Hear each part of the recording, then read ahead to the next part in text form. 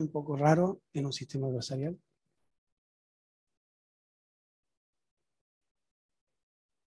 Que no. A ver. Sí. A ver.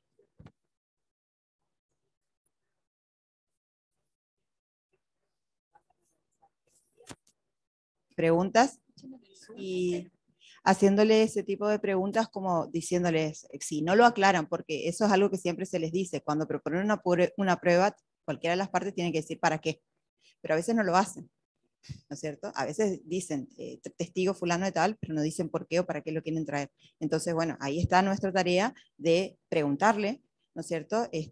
¿Para qué lo traen? ¿Cuál es la finalidad? A fin de determinar, ¿no es cierto? No solo la relevancia de la prueba, sino también la confiabilidad de esa prueba, ¿no es cierto? Si la información que va a traer es una información que es útil, que es veraz, o por lo menos un indicio, ¿no? Después lo determinarán las partes a eso, pero digamos, hay cuestiones que nosotros tenemos, para mi manera de ver, la obligación de saber para poder llegar a un juicio que sea realmente un juicio limpio, donde las partes, al jurado se le brinde una buena información, ¿no es cierto? No permitir que ingrese cualquier prueba que después pueda, ¿no es cierto?, generar confusiones al jurado o una información errónea. Entonces me parece que es importante que desde nuestro lugar nosotros vayamos poniendo ese orden, digamos, en el transcurso de la audiencia. Sí. El problema nuestro, que es el que se le presenta a ella también, que es el que se, por ejemplo... Dame un segundo, porque hay tres o cuatro cosas, así no se nos pasan. Porque dijimos un disparador de temas y fue como una ametralladora. Que no, buenísima. Está muy bueno. No, espera. Vamos por partes.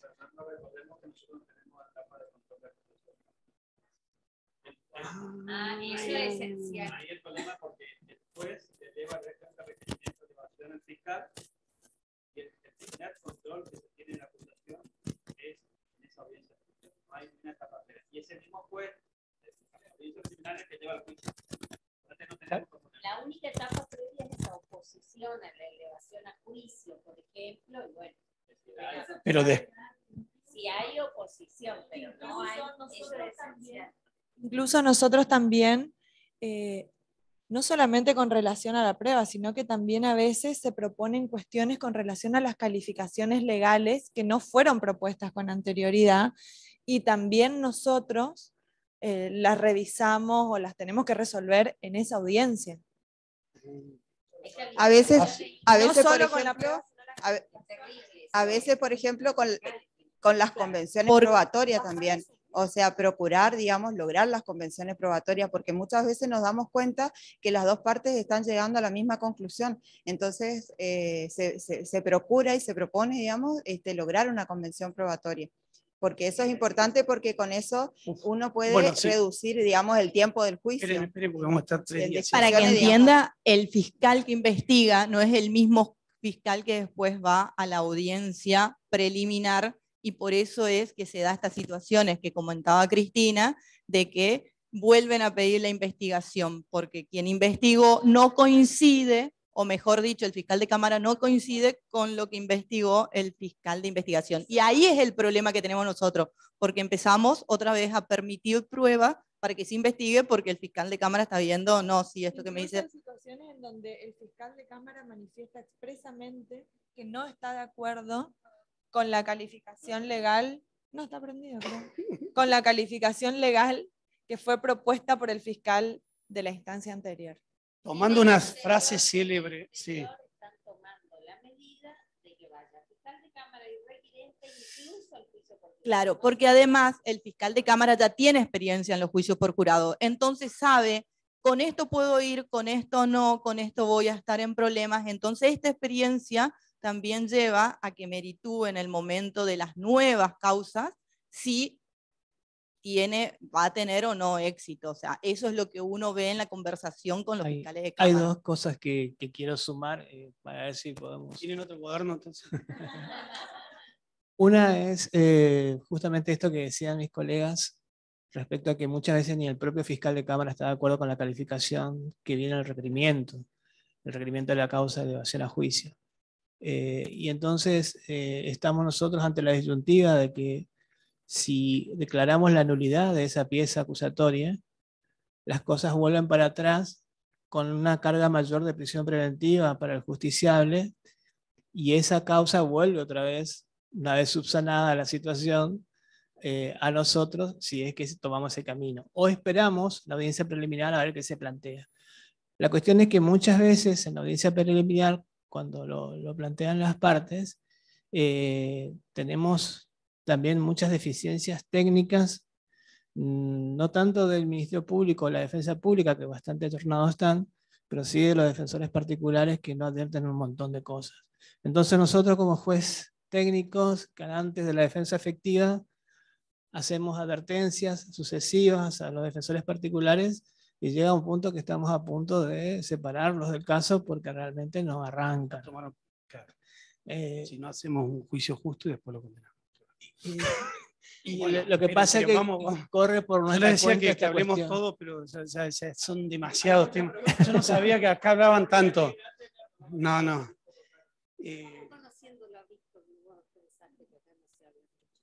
Tendría que haber hablado.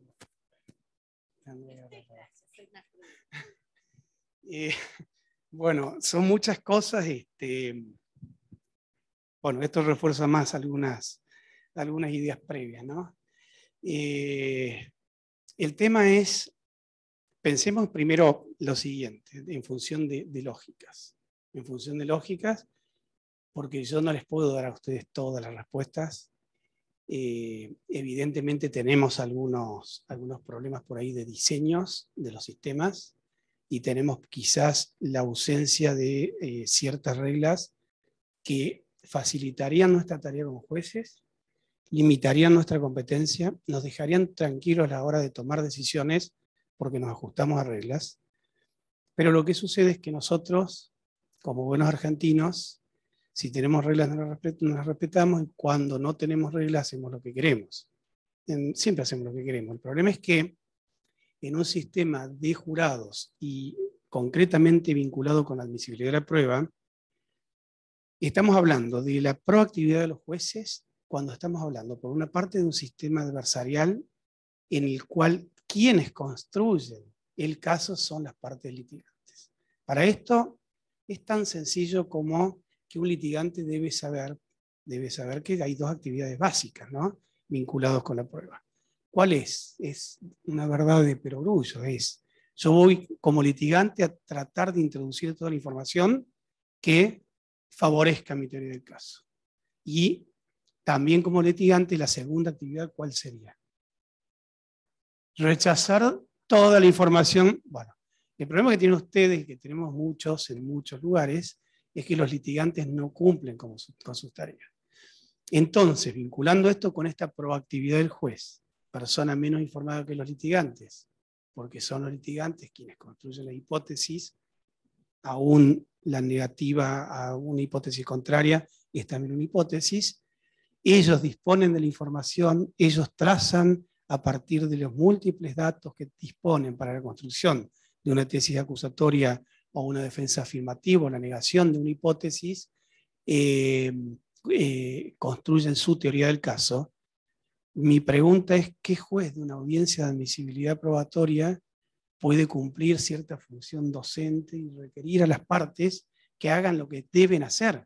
Porque lo natural en un sistema adversarial es que las partes vengan acá adelante y yo antes de empezar a hablar, que las partes empiecen a discutir entre ellas las cuestiones de prueba.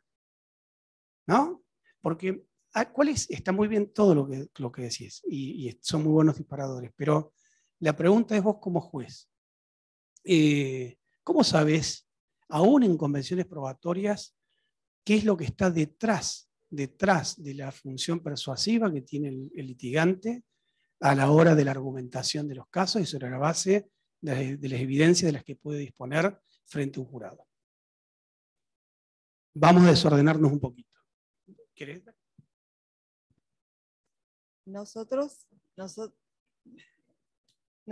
Estoy vacunada. Nosotros sí tenemos información de los casos, porque nosotros contamos con legajos y contamos con toda la información del expediente y en realidad a la audiencia preliminar vamos con esa información. Sí, nosotros vamos con esa información. O sea, no es que, por supuesto, yo no soy adivina de lo que puede pensar el fiscal o lo que puede pretender probar cualquiera de las partes en el juicio, ni cuál sería. En principio, vamos adquiriendo esa información a través de la audiencia preliminar. En base, por empezar, no tenemos una audiencia preliminar, nosotros tenemos varias. O sea, hacemos todas las que necesitamos. Entonces, en esas audiencias nos van brindando información.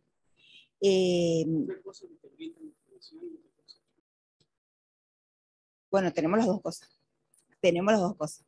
Entonces, pero, por ejemplo, a ver, la teoría del caso la obtenemos en la audiencia preliminar. O sea, eso nos dicen ahí, ¿sí? ¿Cuál es su teoría del caso? Después vamos a suponer que había o no había convenciones probatorias, a veces hay al principio, a veces se hacen al final, depende. Pero la teoría del caso se plantea y en base a eso se van planteando las pruebas, ¿sí? Las diferentes pruebas. ¿Qué pasa? Llega un momento en el que alguna de las partes se encuentra, como lo mencionaba la autora Pizarello, algunas con que les falta una prueba. A veces es fundamental. Por ejemplo, en un homicidio le falta un relevamiento del lugar del hecho, medidas, distancias, cosas fundamentales. Estamos hablando no de cualquier prueba, ¿no es cierto? Entonces, ahí está la cuestión. ¿Qué hacemos en ese caso? Accedemos a hacer como una investigación suplementaria en esa parte, continuamos. Esa es la pregunta, digamos, que fue de ella, y claro. ¿hasta dónde nosotros llegamos en ese? Buenos días. ¿Cómo estás? Yo, que soy muy proactiva, debo de reconocer, no sé si eso está bien o no, pero es mi forma de ser, sí, sí. demasiado ejecutiva. Por lo general, antes de la audiencia preliminar, yo ya conversé con el fiscal. Tengo la costumbre de hacerlo, y entonces el fiscal ya me adelanta cuál va a ser su teoría del caso. Entonces yo no solo voy conociendo el legajo completo, sino también lo que va a plantear el fiscal. Me resta conocerlo del defensor nada más. Por supuesto que también trato de que se establezcan las convenciones probatorias, que muchas veces las partes ni siquiera tienen muy claro, y uno viendo el legajo se da cuenta que hay cosas que no vale la pena discutir durante el debate durante el juicio, para no confundir inclusive a los jurados, ¿no? Yo no formulo una crítica de nada a nadie, simplemente tratemos de pensar el sistema, ¿no? Y en este sentido, si hablamos de juicio por jurados y hablamos de sistema adversarial, la primera pregunta que podríamos formularnos sería: ¿los jurados son determinadores de hechos? ¿Los jueces, en cierto modo, influyen en la determinación de los hechos? Los jueces técnicos. Entonces tenemos esa... No, dicen que no. Bueno, eso es otra gran mentira. Esa es otra gran mentira. Claro, esa es otra gran mentira. Hay algo, me desordena un poquito, pero vamos a tratar de ir volviendo sobre algunos puntos. Sobre esto, ustedes no se olviden que, primer punto, quienes tienen que construir argumentos persuasivos a la hora de la admisibilidad probatoria para informar a un juez que debería estar, para mí, completamente desinformado, son los litigantes. Quienes tienen que proponer las convenciones y no proponerlas. A mí la verdad que si a una audiencia vienen dos litigantes y dicen vamos a proponer una convención y empiezan a discutir, les digo, miren, ¿no les parece que esto tendría que haberlo hecho antes? Es decir, ¿qué me importa a mí la discusión entre los litigantes sobre las convenciones probatorias? La convención probatoria tiene que venir hecha y presentársela al juez. Para pensar convenciones probatorias, un segundito. Convenciones probatorias. Hay cosas que yo como juez entiendo que están, luego de que los litigantes presentaron las evidencias, hay acuerdo, no hay contradicción. Entonces, el juez siempre debe tratar de imponer algún tipo de convención probatoria a las partes litigantes. No nos olvidemos también de otra cuestión. Estamos hablando de satisfacción de cargas persuasivas o satisfacción de estándares probatorios en un sistema de enjuiciamiento por jurado, que las partes de diversas maneras, ¿sí?, sobre la base de la presentación de evidencias, construcción de argumentos, inferencias, imágenes, etcétera, etcétera, llevan a un jurado al convencimiento de la culpabilidad o la inocencia de una persona. Ahora, pueden haber hechos sobre los cuales no exista contradicción. Uno como juez puede decirles, pero ¿para qué quieren esto? Podría suceder, no habría gran problema. El problema es que imponer a veces convenciones probatorias de las partes puede ser un problema, porque hay hechos que, si bien están perfectamente acreditados, por una función de convencimiento del jurado, quizás son hechos que deben ser ventilados durante el transcurso del juicio. ¿Sí? Ese es uno de los aspectos. Y esto es la tarea del litigante. Entonces, el juez, ¿hasta dónde podría meterse en este tipo de cuestiones? Sí, puedo meter un bocadillo. Sí. Pero vos imagínate, además de que recién se está empezando, pero hay cuestiones, el juez que hace la audiencia preliminar no compromete en absoluto su opinión y puede entrar conociendo todo y no hay problema con eso. Pero, por ejemplo, vos tenés la teoría del caso del fiscal Juan mató a Pedro y tenés la teoría del caso de la defensa, sí, pero lo hizo en legítima defensa. Y no se han dado cuenta, porque recién empieza, que una convención probatoria podría ser el lugar, el día, el hecho, que se mató con una pistola calibre 9 milímetros y que Juan lo mató a Pedro. Y a lo mejor no lo han formulado como convención. Entonces vos como juez decirle, entonces ustedes, está bien, vos decís esto, ¿no estarían de acuerdo en que se mató con una pistola calibre 9? Entonces yo elimino en el juicio, que quiero llegar limpio, ágil y con la mejor evidencia, el perito, el testigo, o sea, la autopsia, los médicos, mejor dicho. Claro, acá estamos empezando. Claro, nosotros no tenemos esa situación en lo absoluto y tenemos que hacer docencia. Eso quería agregar yo. De las audiencias. No, pero yo les quiero aclarar, Neuquén tiene dos facetas, ¿sí? Tiene la faceta marketinera y propagandística de lo bien que se hacen las cosas, y después tenemos la verdad de lo que está sucediendo, ¿sí? Entonces, hay cosas que se hacen bien, hay cosas que no se hacen mal, hay cosas que yo les puedo decir que es mi criterio, mi opinión, pero no necesariamente compartida por todos.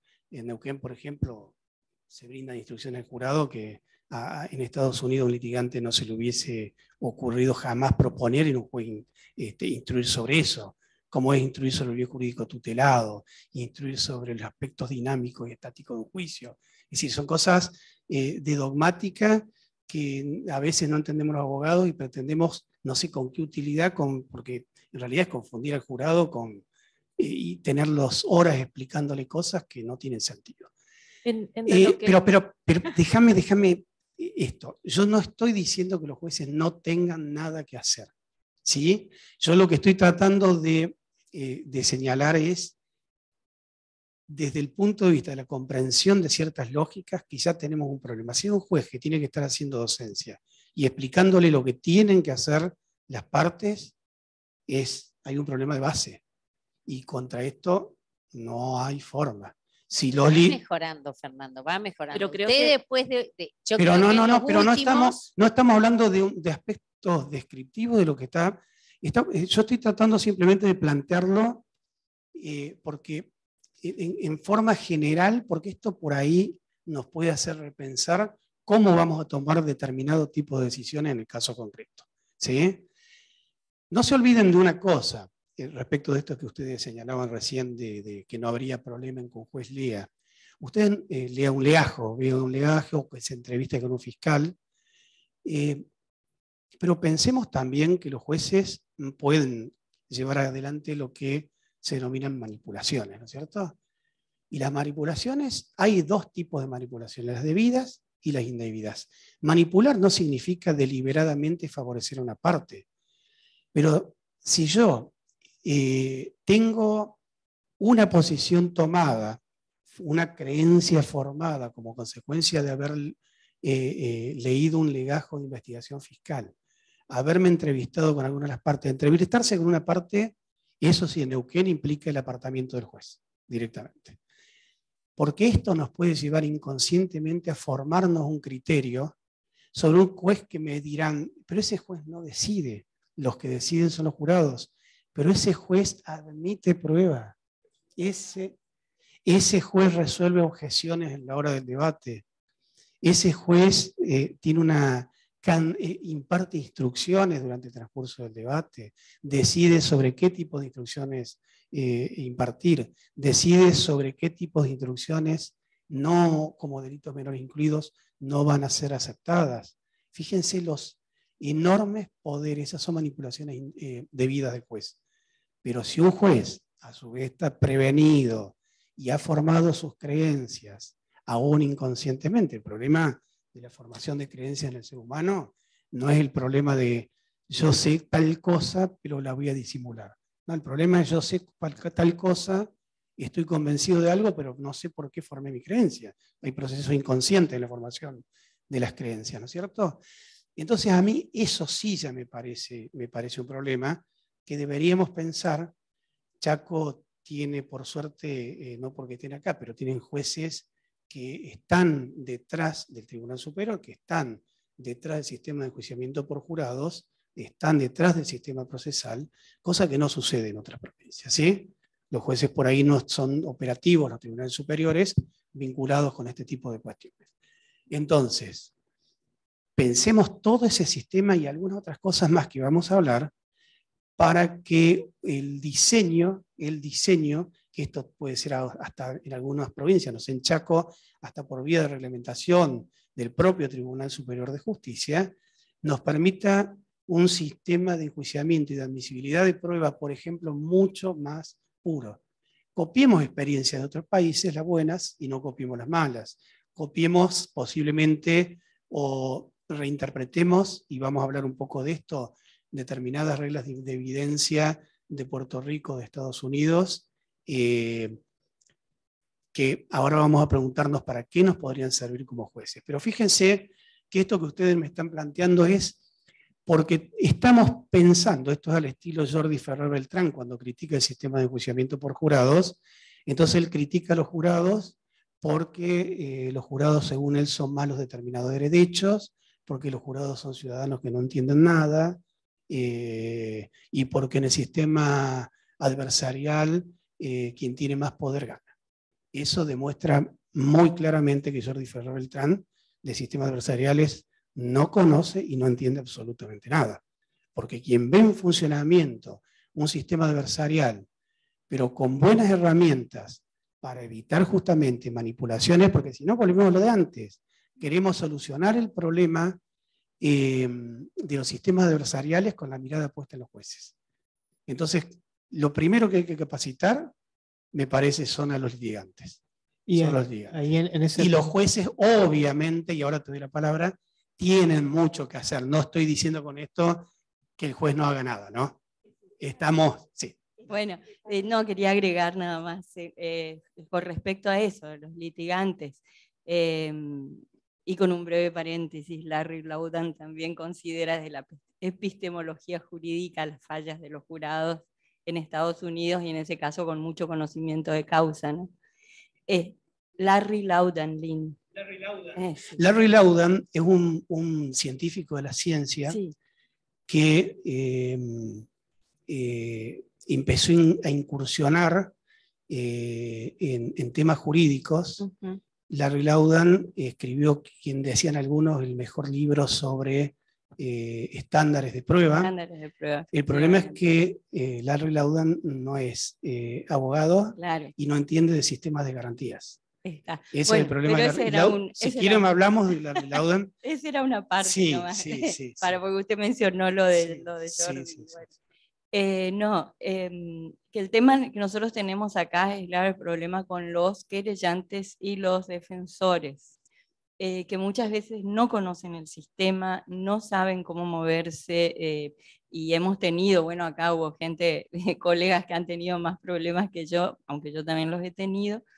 De hecho, estoy teniendo una audiencia preliminar eternamente abierta porque tengo un fiscal que quiere prácticamente abstenerse de seguir adelante porque considera que no va a poder sostener el caso, y el querellante está, por así decirlo, voy a usar una palabra muy nuestra, emperrado en seguir el caso. Bueno, y yo, bueno, por supuesto que los estoy dejando a ellos que litiguen, pero bueno, el problema se presenta ahí con que muchas veces los litigantes, y no me refiero a los fiscales, no conocen bien el sistema. Entonces claro, nos generan una serie de complicaciones que hace que nosotros tengamos los jueces a veces que tomar ciertas determinaciones que no las deberíamos tomar. No, obviamente, por eso, claramente que los jueces tenemos que cumplir hoy una función, pero el problema es que hay ministerios con cabeza de Ministerio Público Fiscal y de la defensa que tienen que empezar a hacer comprender lo que son las investigaciones. Fíjense, esto que realmente me sorprende, y no es la primera, es la segunda provincia donde escucho esto, que un fiscal no comparte la investigación, pero a ver, que la investigación es una sola. Hay muchos lugares, en Neuquén, algo bueno para que no crean que solamente quiero formular crítica, es que la investigación no la lleva adelante un fiscal. Los casos de jurado normalmente son más de un fiscal, y el fiscal que lleva adelante la investigación con ayudantes normalmente está acompañado por el fiscal del juicio, y en el juicio no va un fiscal, va el fiscal del juicio y va el fiscal de la investigación, porque ¿quién mejor informado a la hora de las preguntas y a la hora de los contraexámenes que quien llevó adelante las investigaciones, ¿no es cierto? Doctor.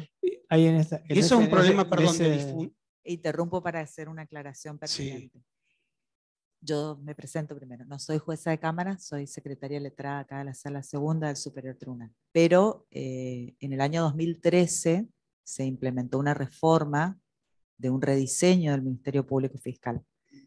Se implementó desde el Superior Tribunal de Justicia, no desde el Ministerio Público Fiscal, y una de las tantas reformas, porque fueron todas de gestión, pero dentro de las de gestión y a la vez normativas, fue generar la posibilidad, dentro de la ley del Ministerio Público, de que los mismos fiscales que investigan lleven a juicio sus causas, y a su vez los fiscales de cámara tengan, por una resolución del procurador, a su cargo la investigación de determinados delitos. Esa reforma que se promovió desde el Superior Tribunal, pero con participación de todas las áreas, inclusive áreas tecnológicas, fue resistida al inicio y, diría yo, y me hago cargo, fue como saboteada desde el propio Ministerio Público Fiscal, no desde el procurador, pero sí desde otros operadores, y en definitiva nunca se llevó a cabo. La intención era justamente evitar esto que ya venía pasando, de que haya como una fractura entre la IPP y la acusación, y de que sea justamente el fiscal que investigó, que es el que más conoce la causa, quien la sostenga. Sí, esto que me decís, discúlpame que te interrumpa, ¿no? Es decir, tenemos la posibilidad de hacerlo, porque, no, claro, pero no lo estamos ejecutando. ¿Saben qué pasa? Que es un problema de diseño. Nosotros buscamos soluciones siempre desde el punto de vista de una ley que exija que vaya un fiscal, que vaya otro fiscal al juicio. Que yo me pregunto, imagínense por un minuto que todos ustedes son los titulares del Ministerio Público de la provincia de Chaco, ¿sí? ¿Qué diseño les interesaría tener respecto de quiénes tienen que ir a un juicio? Si un fiscal jefe, si un fiscal de investigación, si un fiscal... ¿Esto debería estar reglamentado? Esta es la primera pregunta por una ley. Pero no, está bien, pero por eso te digo que, pero claro que esto genera este problema. Se supone que las investigaciones desformalizadas en un sistema adversarial, con entrevistas desformalizadas, con litigantes que están recolectando cantidades de datos de información para ver cuál les sirve y cuál no les sirve. Pensar que si tiene que ir el fiscal de la investigación, un fiscal específico de juicio, es un problema de los ministerios, debería ser.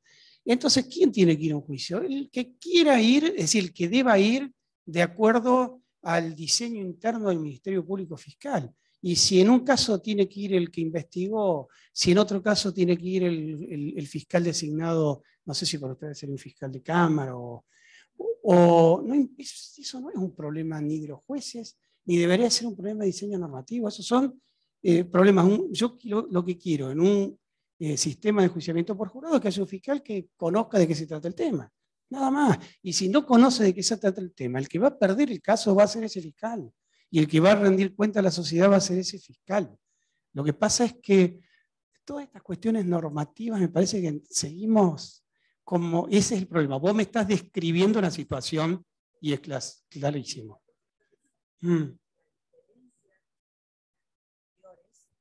Donde estaba expresamente prohibido por la ley, justamente una de las principales objetivos de la reforma del 2013 fue habilitar esa posibilidad.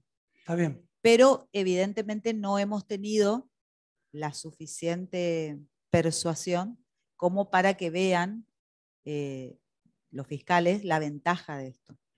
Volviendo al tema de hasta dónde ir los jueces en la audiencia preliminar, quería yo plantear dos, como a modo de ejemplo, de qué sucede y justamente volver a plantear esa pregunta.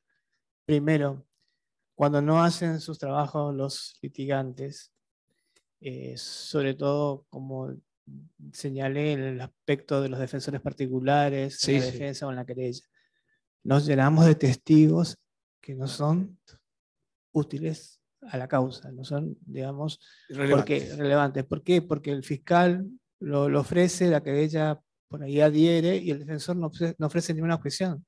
Y el juez ahí, digamos, en esa situación, ¿qué hace? Segunda cuestión. Segunda cuestión. Otro a modo de ejemplo. Una prueba científica de ADN que confirma la hipótesis de la acusación, que va incluso, nos va a llevar un tiempo prudencial en la producción de esa prueba, ofrece el fiscal, ofrece la querella y la defensa no se opone. Cuando claramente se debió a una prueba que debió haberse dicho en la IPP. Entonces, ¿hasta dónde ir? Bueno, claro. Vuelvo a repetir. Ahí estamos, ahí está, perfecto. Todo esto que está señalando, las pruebas comunes, vieron que de eso debe estar lleno también, que el defensor que adhiere la prueba del fiscal. Es decir, son cosas inentendibles, ¿no es cierto? Porque eso implicaría que todos los exámenes deberían ser exámenes directos y no. Todos estos defectos o estos problemas se presentan cotidianamente. Este caso que vos planteás es perfecto para esa distinción. Si el tema se trata de establecer y están de acuerdo en que el ADN se corresponde con el ADN del imputado, y esto desde el punto de vista persuasivo que venga un químico, un bioquímico a explicar por qué el ADN, dar toda la explicación técnica a un jurado. Obviamente que un juez, si se le presenta una situación así, las partes, por lo que vos estás diciendo, en principio no se dan cuenta y adhieren a esto, y viene un químico, un bioquímico a explicar cosas que son obvias y sobre las que no hay contradicción. Ahí no veo cuál es el inconveniente en que el juez ponga a las partes a discutir sobre esta cuestión o preguntarles si realmente es necesario esto. Las audiencias tienen que ser más dialógicas que formales. En este caso de la pericia de ADN es, digamos, confirmar una calificación por la cual viene imputado, pero no hay oposición en ninguna de las partes y es una prueba claramente que se debió haber producido en la etapa de la investigación. Y y recién, bueno, no, pero eso, ¿saben qué pasa? Eso es un problema eso es más serio, porque eso es un problema en qué momento cerramos la investigación y hasta cuándo admitimos pruebas que ya era. No, bueno, pero eso, a ver, eso me gustaría que empecemos un poquito entonces a hablar de pruebas, porque eso ya es prueba relevante que era disponible para la parte al momento de la clausura de la investigación penal preparatoria. Y esa ya no sería, si bien es prueba relevante, es prueba que ya no sería admisible luego del cierre de esta etapa. Y entonces perdió la prueba y seguramente perdió o el caso o perdió. Bueno, pero eso sí son decisiones que el tribunal debe tomar. El problema que tenemos es a la hora de la admisibilidad de la prueba, porque como ustedes señalan, por ahí los litigantes no saben argumentar sobre la admisibilidad de la prueba. ¿Sí? Y tenemos otro problema, el tema de si tenemos como jueces reglas de evidencia que nos permitan tomar decisiones sobre lo que las partes nos están proponiendo. ¿Sí? Reglas de evidencia Chaco tiene algunas, no tiene ninguna. ¿No? Chaco no prohíbe, por ejemplo, los antecedentes del imputado. Ah, entonces hay una, che. ¿Y los abusos? Sí, hay dos normas, dos reglas, que en definitiva terminan no siendo ni siquiera reglas, sino principios, porque no son reglas perfectamente establecidas. Las reglas de evidencia son otras cosas. La regla de evidencia es algo útil para el litigante y es algo útil para quién, para el juez. ¿Por qué para el litigante?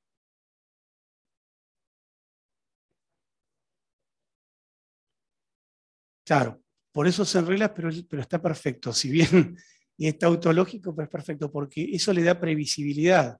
Un litigante, cuando tiene reglas estrictas de admisibilidad, sabe si tiene un caso para llegar a juicio o no, porque sabe qué evidencia le puede ser admitida y cuál la evidencia sobre la base de reglas seguramente no le va a ser admitida. Y del mismo modo el litigante sabe cómo va a tener la posibilidad de refutar o de lograr la inadmisibilidad de prueba de la parte contraria. Ahora la segunda pregunta es, ¿por qué para el juez son importantes las reglas de evidencia? Hoy admiten o no admiten prueba igual.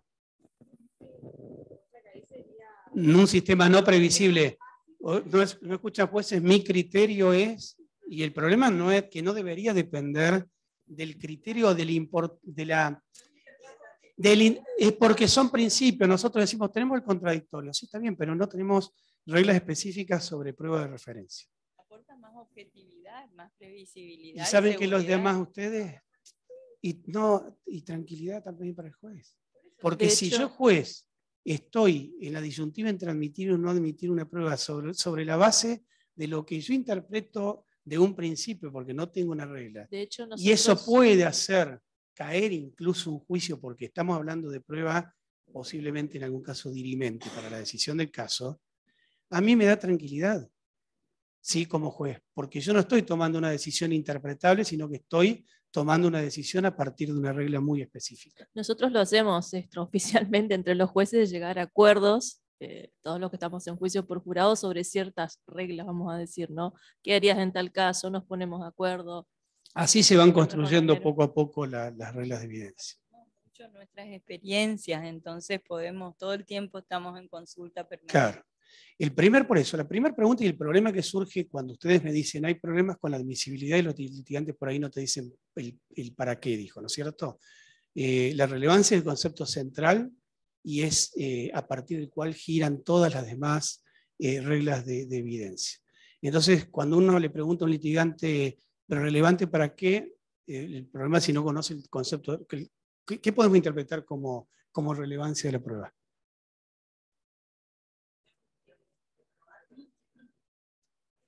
La utilidad para su teoría del caso.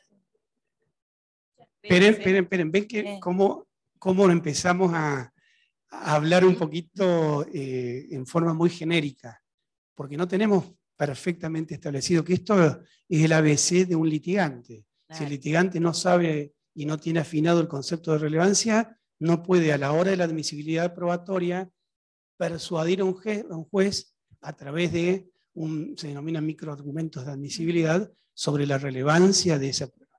La relevancia de la prueba, en un concepto de las reglas de evidencia de Estados Unidos, sería todo hecho que hace más o menos, toda información o evidencia que hace más o menos probable un hecho. Exacto, a veces ¿Qué no quiere saben probar qué con quieren esto? probar. Y bueno, y si el litigante no tiene claro esto, van a estar discutiendo. Claro. Entonces, me parece a mí que esos conceptos, incluso ese concepto está previsto en nuestro código.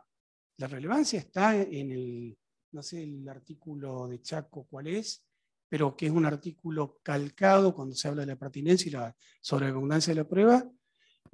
Bueno, ustedes en realidad tienen tienen una mezcla entre el código viejo y el sistema nuevo.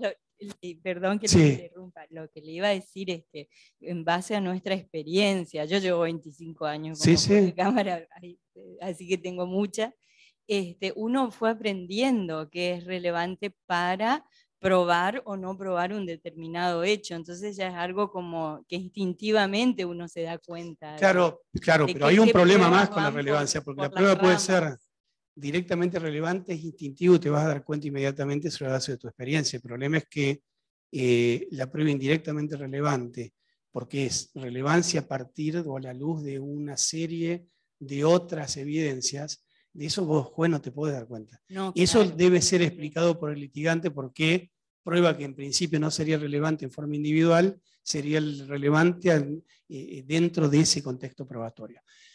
Pero se dan cuenta que estamos hablando de lo mismo. Yo no estoy diciendo que los jueces no tienen que hacer nada, simplemente estoy diciendo quiénes son los primeros que deberían hacer algo.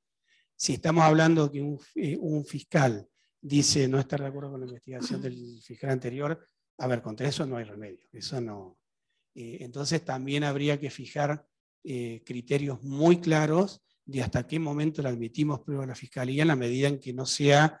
porque si no es empezar nuevamente una investigación, y la investigación, bueno, ahí tienen que haber decisiones muy claras, se tendrá que caer algún caso de la fiscalía para fijar rígidamente un momento en el cual, claro, en el cual los fiscales no les admitimos las pruebas, salvo que el fiscal me puede explicar que la relevancia de esa prueba nació después. No es el caso del ADN, ¿no? Claramente no es el caso del ADN. El tema... Pero podría suceder que ese ADN, que era prueba no relevante, porque vos disponías de una cantidad de otras pruebas, como consecuencia aún de la actividad de la parte contraria, no disponés de la prueba que ibas a disponer en juicio. Suponé que el defensor, vamos a pensar mal del defensor un ratito, hace algo para que dos testigos claves que podían dar cuenta de determinadas cuestiones vinculados con la autoría, no van a venir al juicio. ¿Nace la relevancia nuevamente de la prueba o no? Prueba que no era relevante. Ahora, esto implica un ejercicio argumentativo vinculado con la relevancia. Lo que pasa que acá la defensa cuestionaba la cuestión del vínculo y estaba imputada. Entonces, era un ADN un poco más complicado porque había que tomar varias muestras. Entonces, iba a llevar un mayor tiempo su realización. Sí. Ya se hizo el ADN, ya estamos en condiciones de admitir todo y llegué a jurado. Pero más allá de esa cuestión, yo la admití a la prueba porque la defensa me cuestionaba la circunstancia del vínculo. Entonces, al cuestionarme la circunstancia del vínculo, y siendo que eso estaba imputado, era una prueba relevante para mí y debía admitirla. Sumado a que las dos estaban de acuerdo. O sea, las partes estaban de acuerdo. Está bien, no, está bien, sí. Entonces sí, admití. Pero en ese ya que justo ya que tengo el micrófono, puede ser a Lili para que hable. En eso de ir hasta dónde ir. Porque hoy, por lo que entendí, esta juez técnico contaminado, es decir, que lee el expediente, no sería lo ideal, aparentemente, conforme a lo que usted está señalando. Sin embargo, el hecho de que muchas veces se ofrezcan testigos, esos testigos, si yo advierto, leyendo el expediente, de que es totalmente irrelevante, esto ya es de práctica, digamos la pregunta, de práctica. ¿Corresponde que ya en ese mismo momento no admita la prueba o corresponde que haga litigar a las partes? Porque ¿qué pasa? Hago litigar a las partes y la defensa no hace su trabajo y encuentro en que yo soy el malo de la película diciéndole no admito esa prueba pese a que la defensa me está diciendo que sí. Entonces, una cuestión práctica, no admito en ese momento. Pero ustedes se dan cuenta de algo que ahí se están tomando partido. Ese es el problema. Me parece que ahí están los límites. Yo, juez, no estoy para hacerle la tarea a los litigantes. Yo lo que tengo que hacer es, hasta ahí llego, es cada decisión que voy a tomar, si yo advierto algo, yo creo que un legajo un juez no lo puede, ¿sí? Porque ya estamos formándonos. Sí. todas las diplomaturas, todos nos explicaron que teníamos que leer que teníamos que conocer la causa y leer el legajo. Claro, a Que eso venga era, Víctor, no, no. No, que a venga Víctor. No, eso no. era, o sea, nosotros No, tenemos no, la perdónenme, concepción. pero un segundo. No sé de qué capacitaciones están hablando porque... Del INESIP no, tuvimos pero es que- diplomaturas. Del Claro, a ver, nosotros tenemos la concepción. Pero es que Juicio oral común, la gran lucha, no un tenemos que segundo, saber nada. La gran pero- lucha de INESIP, no, pero no puede ser así. Sí. La gran lucha de Por INESIP. eso, juicio oral y público no tenemos que conocer el caso, sino que las partes nos van a presentar. Porque nosotros vamos a somos tener. los Pero que en el juicio decidimos. por jurado, los que más tenemos que saber sobre el caso somos nosotros para admitir o rechazar las pruebas. Bien. Para. O sea, Esa fue el la... que más tiene que saber es el juez. Bueno, esto de a uno. Si no voy a estar como Lorenzetti. Me quiero ir. Y las malas enseñanzas de tu amigo son... Sí. Nosotros estamos explicando que en el porque juicio ya lo... no, dale. que en el explícalo. juicio común, oral y público, no debemos conocer, sino a través de lo que se produce en el debate. Pero en el juicio por jurado, los que más tenemos que conocer la causa somos los jueces porque tenemos que admitir o rechazar aquello que están pidiendo en la audiencia las partes.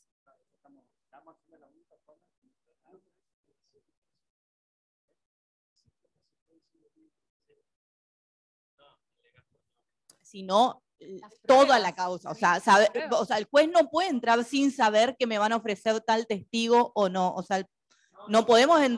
o sea, esa es la concepción que nosotros tenemos, que no podemos... Nosotros, el problema que tenemos acá es como no hay justamente control de acusación, no hay control de nada, el juez se encuentra con una deficiente litigación y conocimiento incluso del caso de la acusación. Sí, eso... Hay audiencia de oposición, Digamos, pero no siempre, completa la causa no entera. siempre se discuten las cuestiones que estamos Escuchen debatiendo. escuchen una cosa. Si el fiscal tiene un mal caso y no lo sabe explicar, ¿sí? Ahora, imagínense lo que puede ser la investigación y la causa. De eso estamos hablando. Claro, De eso estamos hablando. puede ser mucho peor incluso que el juez hasta tome conocimiento. A ver, eso es lo único que voy a hacer terminante. Un juez no puede leer un expediente. Y se supone que la admisibilidad y en esa audiencia previa al juicio, llámenle como quieran, la audiencia que ustedes quieran, el momento que ustedes quieran, antes del juicio, hay controles vinculados con estándares. Y si un fiscal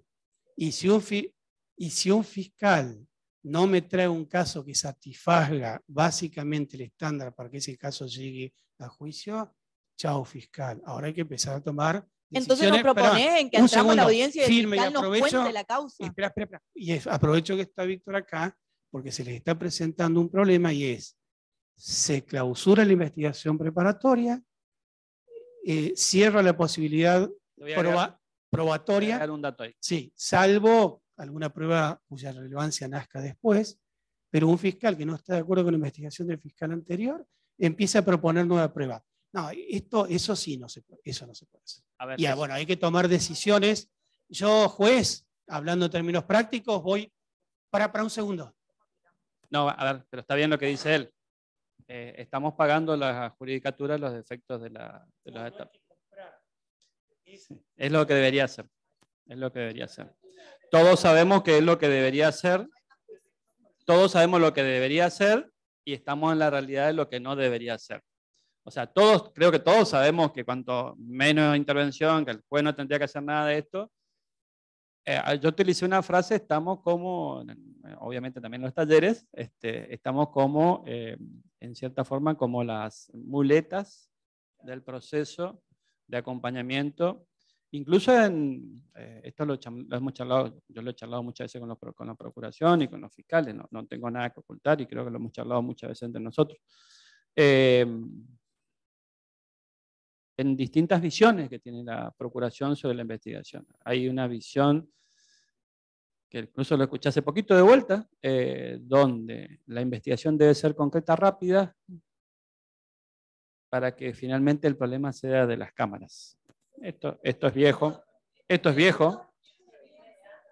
De hecho, estamos planteando, porque la recorrida de la sala se planteó esto, que la necesidad imperiosa de que hagamos talleres con la Procuración, porque es la idea, que se marca, los ministerios públicos hagan más bien rápida y concreta, por decirlo de alguna forma, digamos, y que finalmente sea problema, que incluso ahora hay un pequeño problema entre los, a ver cómo le diríamos, problemas institucionales, diríamos que tienen entre los fiscales de Cámara que tienen que sostener, con debilidad de elementos de prueba o con no muy buenos elementos de prueba, y ver cómo sostiene, porque el que da la cara es el fiscal de Cámara que te va a ir al juicio.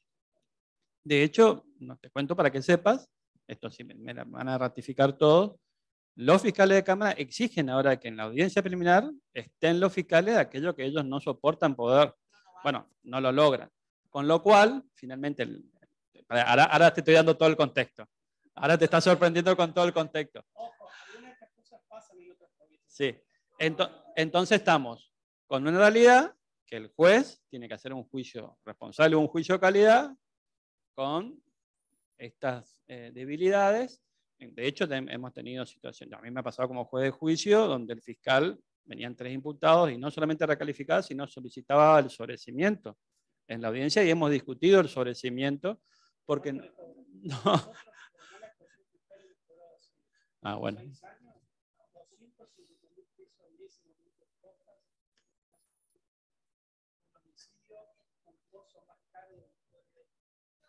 Nos matamos con los ministerios públicos. ¿Saben qué pasa? Perdónenme, vamos a tratar de buscar soluciones para que dale. A ver, está claro que siempre entre el deber ser y el ser hay un camino a recorrer, digamos, y que uno tiene que intentar dar justicia. O sea, no podemos entrar en esta parodia y decir, no, porque no lo haces, no avanzan las causas. No, hay cosas que un juez puede hacer. Pero sí, como que nosotros, creo que todos, y por eso todos estamos manifestando lo mismo, teníamos entendido que nuestro deber ser era saber la causa en su integralidad. Más allá de que, bueno, o sea, esto es lo que a todos les hizo ruido y que creo que fue incluso te agrego algo, Lorena, habiendo atravesado todos estos últimos años en una idea de que entrábamos sin leer una hoja del expediente, porque nosotros no sabíamos nada. Yo le decía a mi secretaria, no me des una sola información porque yo no quiero saber nada del expediente. Claro. Entonces fue un cambio, pero en realidad es un cambio por las malas estrategias, por las malas pero fíjense cómo estamos retrocediendo. De litigación. Claro. La idea es que lo que estamos haciendo me parece que es casi una tarea paternalística muy mala, sabemos que es muy mala, paternalísticamente muy mala, tratando de corregir y guiar para que... Pero lo que sí sabemos es que por lo menos empezó a cambiar.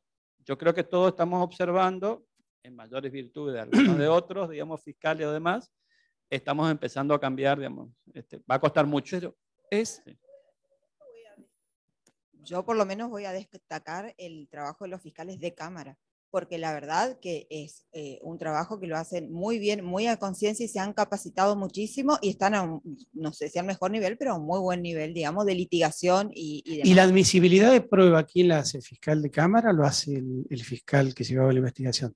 ¿Quién? La propuesta de la prueba en la audiencia, el fiscal de Cámara. Lo que pasa es que el fiscal de Cámara se encuentra con una causa elevada a juicio. Pero no un sin problema, prueba. pero ese es el problema de diseño. Es decir, en Neuquén a nosotros jueces no nos interesa quién doctor, es me permite el un fiscal segundo. que tiene que estar. Decía.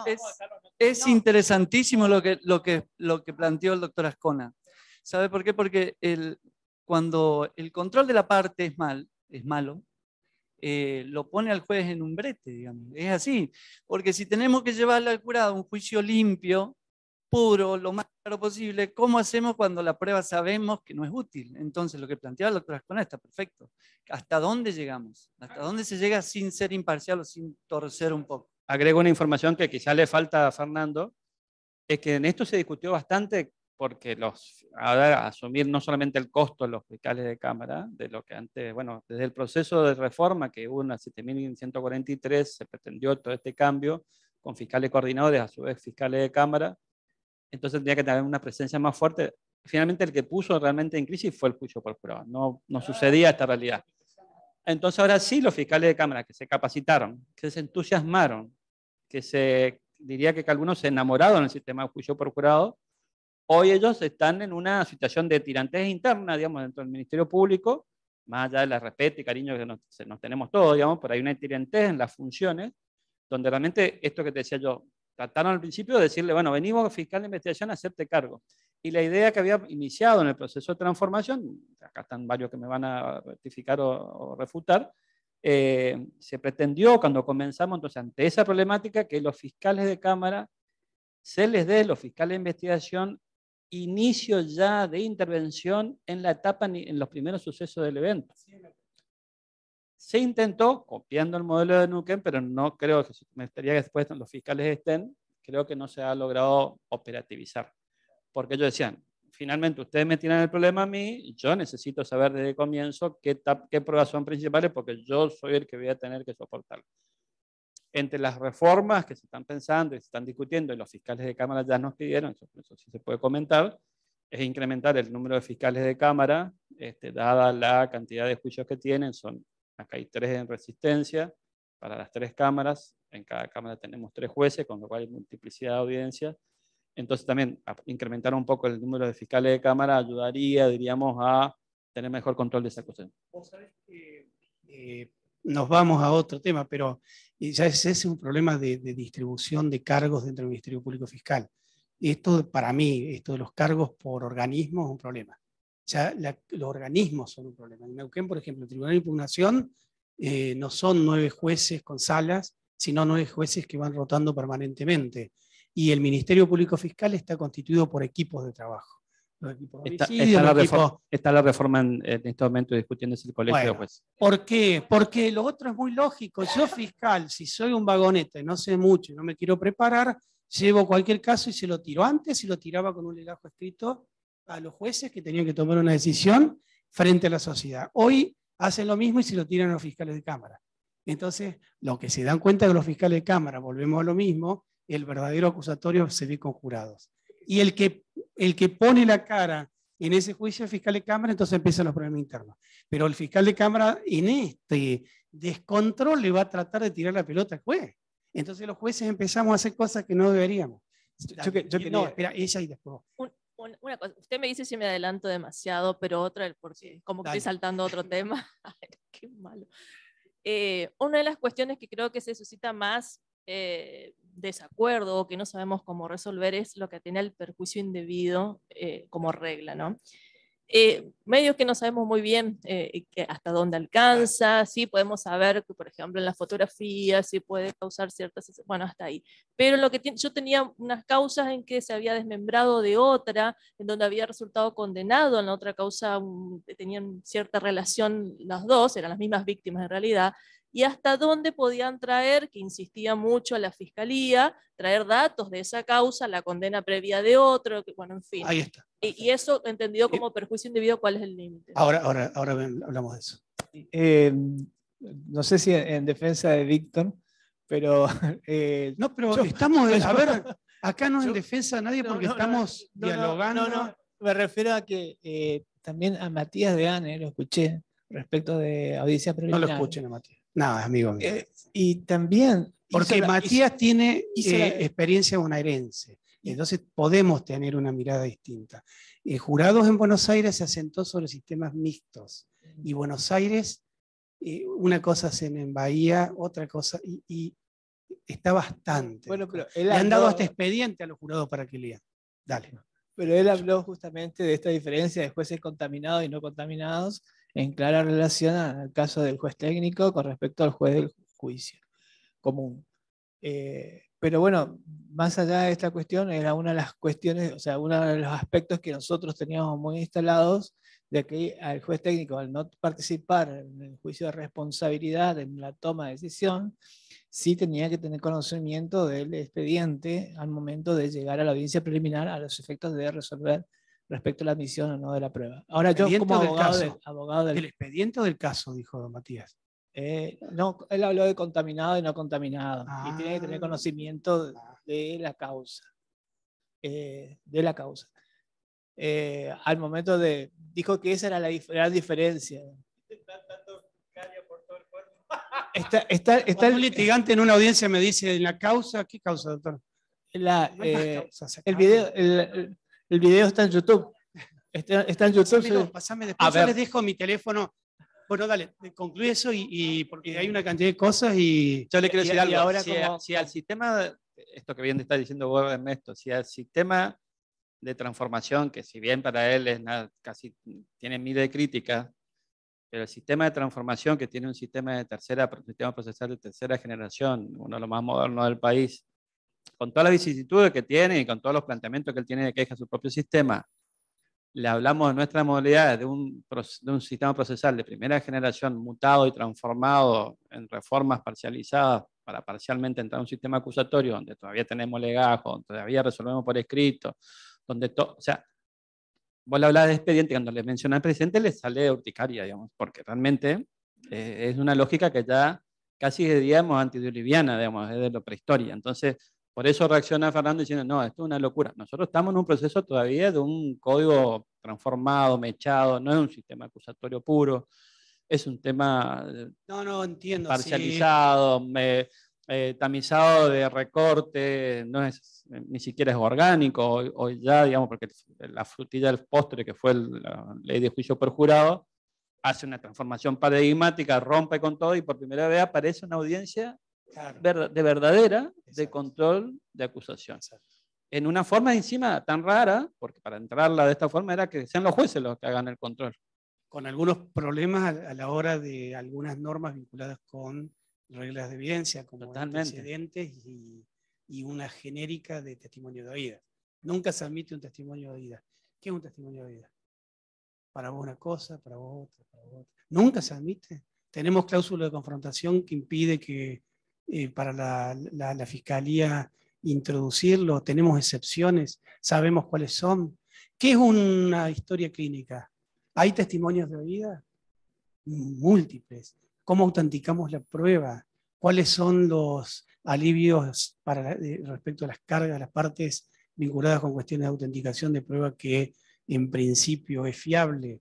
Esto es lo que Víctor, con todos ustedes, debería a mi criterio empezar a trabajar y podría ser el Chaco la primera provincia que establezca, no estoy hablando de copiar códigos, sino reinterpretar códigos, pensar en qué queremos como juicio, cuál es el sistema de formación de prueba y qué prueba desde el principio no debería ser admitida por distinto tipo de razones, cómo debe ser admitida la prueba en criterios de autenticación, prueba de referencia y excepciones, testimonios expertos, perjuicio indebido, relevancia, ¿sí? No serían tantas reglas, y eso les puedo asegurar que es carga para los litigantes porque deben construir a la hora la admisibilidad y no tienen otro remedio. Por eso digo que es un problema de lógica y de perspectivas.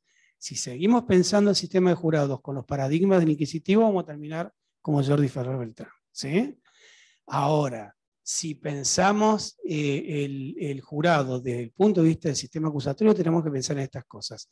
Litigantes con la obligación de construir microargumentos de admisibilidad y jueces tranquilos tomando decisiones sobre las que nos va a respaldar la ley, ¿sí?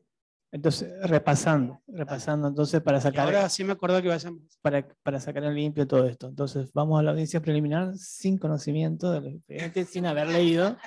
Escuchamos a las partes que expresan su teoría del caso, ¿sí? Escuchamos a la otra parte que también expresa su teoría del caso, vemos las convenciones probatorias que nos traen por escrito ya presentadas en esa audiencia y escuchamos los ofrecimientos probatorios. Yo tengo una pregunta. Estamos en la audiencia, ¿no es cierto, Omar? Vos querías que viniera Víctor. ¿Para qué querías que viniera Víctor? para sí, así, ¿Para qué? No, para justamente, ¿para qué? No, pero por eso le pregunto. Para saber cuál es la controversia. No, pero ¿qué es algo? Nosotros queríamos que él estuviera presente para que escuche algunos problemas muy puntuales, me dijo. ¿Y esos problemas eran? Si el juez tenía que estar contaminado o no en la audiencia preliminar. Entonces es relevante que esté acá sentado, Sí, por eso está sentado. Relevante. Pregunta al litigante. Lo que pasa es que el litigante debería venir con esto y el otro litigante en un sistema adversarial, si Víctor no es conveniente, va a venir un fiscal y no quiero que esté Víctor acá. Entonces el litigante me va a contraargumentar respecto de la admisibilidad. Dale así, que entramos a la audiencia y pero no importa, antes, pero no quiero decir el juez no tiene que hacer nada. El problema es que si el juez, dos cuestiones, si no hace nada, los escucha y se acabó el problema y resuelve, o vemos que realmente, como dicen ustedes, estamos en un sistema que está empezando y entonces a caminar. ¿Hasta dónde podemos llegar? No podemos meternos. Si leemos un expediente, para mí nos estamos contaminando con información, estamos formando creencias y estamos admitiendo o inadmitiendo pruebas sobre la base de lo que yo creo, no sobre lo que base de lo que dice la ley. Sí, ese es un problema. Una pregunta más y ahí se suelta el micrófono. En el caso de ASI, ¿sí? ASI, abuso sexual infantil. Una de las previsiones que tenemos son los testigos de oídas. Sin embargo, en la literatura de las investigaciones por los casos de abuso sexual infantil, era que conocer, no solo a través de la cámara Gesell, de la aclaración de la menor, sino también a quién esa menor contó lo que le pasó. Generalmente, la madre que hizo la denuncia. Este es un problema de toda la Argentina. Bueno, no te preocupes, y hay otro tipo de problemas. Porque hay quienes hablan de, y vamos a ir al tema que vos... ¿Es admisible o no es admisible? Estas son reglas de evidencia, ¿sí? No estoy diciendo que esto funcione así en Neuquén. Yo les digo mi opinión sobre cómo debería funcionar, y sé que hay quienes sostienen, ahora con las redes todo el mundo llega a todos lados, ¿no es cierto? Yo no uso redes, pero dicen que hay dos formas de admitir prueba, que es la prueba directa, la prueba indirecta, la prueba que prueba directamente el hecho y la prueba que de apoyo a la credibilidad del testigo, ¿sí? Entonces esto a veces hasta se explica en instrucción a los jurados, no entiendo. Por favor, bueno, trabajemos un día, si quieren, en instrucción a los jurados, y yo prometo traer a Martín Sabelli para trabajar construcción de hipótesis a partir de datos y microargumentos de admisibilidad probatoria para los fiscales y les resuelven 1000 problemas a ustedes, ¿sí? Eso es lo primero que hay que hacer. Esto está vinculado con lo que decía ella, el prejuicio. Hay dos conceptos, hay un concepto que es central en materia de, yo no sé si alguien...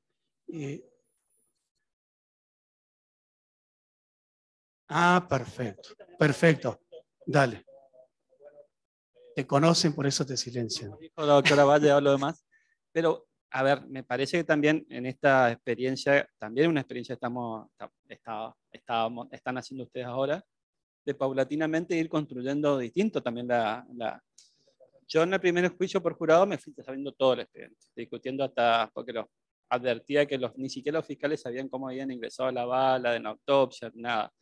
O sea, yo me guardaba la información, la tenía, pero sabía que estaban haciendo una discusión de algo que no estaba ni siquiera por ellos conocido, de como si había sido una bala de ingreso y si las cantidades de edificios eran de ingreso o de salida. Hoy, como bien dicen ellos, ya los fiscales, como ya se dieron cuenta de lo que significa estar sentado enfrente de un jurado, transmitido y todo el mundo mirando, hoy van cada vez preparándose mejor. También eso, yo sinceramente en los últimos 2 juicios por jurado me fui sin leer nada del expediente. No tenía ni idea del expediente. En el primero sí, porque no quería que nada falle. En los segundos, en los otros 2 que estuve, en algunas otras audiencias ya no sabía nada del expediente. Y iba exigiéndole a ellos que me den información de dónde se acaba. Y sí, siempre pongo un ejemplo, que creo que, disculpen, ustedes me escucharon 50 veces, pero me pasó en uno, me decía, el informe policial de Fojas 1, el personal policial que intervino ofreciendo como testigo. Yo dije, bueno, primero que no existe más el expediente, sino más el informe, ¿cuál es la información que tiene? Entonces, como no me podía dar la información porque no se había entrevistado con los testigos, entonces ahí el abogado le di tiempo para que vaya y busque la información. Después vino diciéndome que en realidad esa persona no sabía nada, habían sido los que manejaban la camioneta y me trajo sin una información de calidad. Pero me parece que también nosotros, por eso lo que está diciendo Fernando, lo coincidimos todos, diríamos, creo que ninguno puede discutir que paulatinamente este trabajo paternalista inicial va a desaparecer, debería desaparecer, porque la exigencia del juez debería ser que las partes cumplan acabadamente con los roles que les competen. Por eso, más allá de esta organización funcional que vos proponés de los ministerios públicos, de todos los organismos, estamos trabajando en eso, ya no en estratos judiciales, sino en funciones, atribuirnos funciones, que es el proyecto que tenemos que ver cuál es la forma propia que le da la provincia del Chaco. Pero lo cierto es que estamos en un cambio paradigmático de cómo se administra el sistema judicial y cómo poco a poco vamos abandonando el sistema estructural, ¿no? Así que estamos en el medio de la etapa incipiente, digamos, pero medianamente estamos, creo, que lo vamos a discutir si quieren con ustedes, pero paulatinamente, seguramente en la experiencia que vamos a ir atravesando, que van a atravesar los que comienzan, la idea es que cada vez, incluso en ese colegio de jueces hay que ver si vamos a tener una etapa de control de acusación, que ya no estén los mismos jueces, de los jueces del juicio, con lo cual... Aprovechando que adelantaste ese tema... Sí, quedan los dos temas que creo que son los temas que vamos a hablar porque por una cuestión de tiempo. Y... Bien. ¿Tenemos tiempo? No tenemos otro momento para hablar con él de... ¿Le van a dar de comer? Bueno, en algún momento que nos cuente cómo funciona esto del colegio de jueces, cómo se dispone que un juez entre a una audiencia, qué es lo que lleva a ese juez a la audiencia. Y otra cuestión, después obviamente, que hasta se está hablando de los proyectos, por ejemplo, hasta qué momento tienen la posibilidad de pedir toda esta solución alternativa, si es en esta audiencia de control de causa, si es en la audiencia de admisión de pruebas, o sea, que nos cuente efectivamente cómo funciona todo esto que sabemos que está en proyecto de reforma y por ahí lo conocemos en letra de ley, pero no como en la realidad están funcionando en otras provincias. Bueno, son muchos temas. Que preparen la cena y el almuerzo mañana. Primero, la gente que está conectada por Zoom, no sé si alguien quiere decir algo, hacer algún tipo de preguntas, que no he interactuado con ellos, ¿cómo están? Solución empática, ¿no?